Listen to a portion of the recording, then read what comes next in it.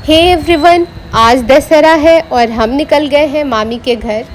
मैं, मेरे हस्बैंड और मेरा भाई सब लोग मामी के घर डिनर पे जा रहे हैं। शादी के बाद ये हमारा पहला विज़िट था, इसलिए थोड़ा एक्स्ट्रा स्पेशल था ये हमारे लिए।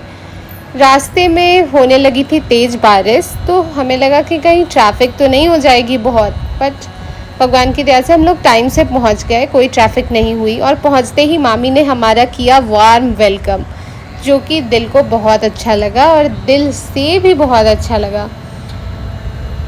हमारी आरती की गई, टीका लगाया गया और फिर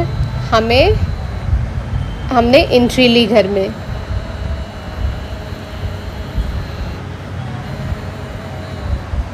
घर में एंट्री लेने के बाद हम लोग बैठे और बैठकर काफ़ी सारी बातें की। और क्योंकि उस समय शाम ही था, रात तो हुई नहीं थी, तो हमने किया नाश्ता में किया हमने जलेबी और नमकीन। और फिर आई डिनर की बारी। फिर इन सब की क्लिप तो मैं नहीं ले पाई, वहाँ पर मामी ने बहुत सारे डिशेस बनाए थे जिसे हमने एंजॉय किया। डिज़र्ट में उन्होंने रखा था खीर, मिठाई और आइसक्रीम, जिसे हमने एंजॉय किया। और फिर व्यू देखने बालकनी में आ गए। वो व्यू भी बहुत सुंदर था। नीचे हो रही थी रावण दहन की तैयारी, तो रावण थोड़ी देर में जलने वाला था, तो हम लोग वही देख रहे थे।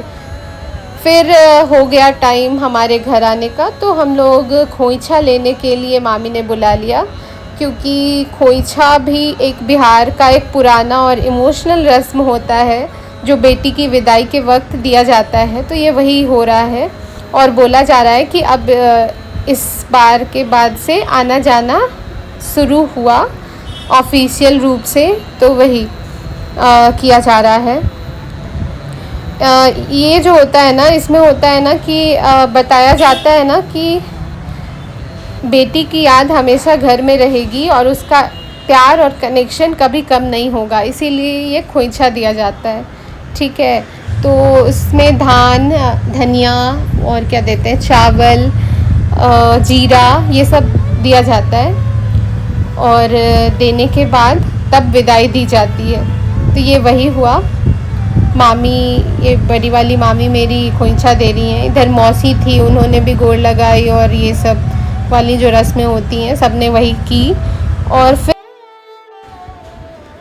हम लोग निकल गए बाहर जाने के लिए, और रास्ते में कोई ट्रैफिक नहीं थी, तो हम लोग टाइम से फिर पहुंच गए।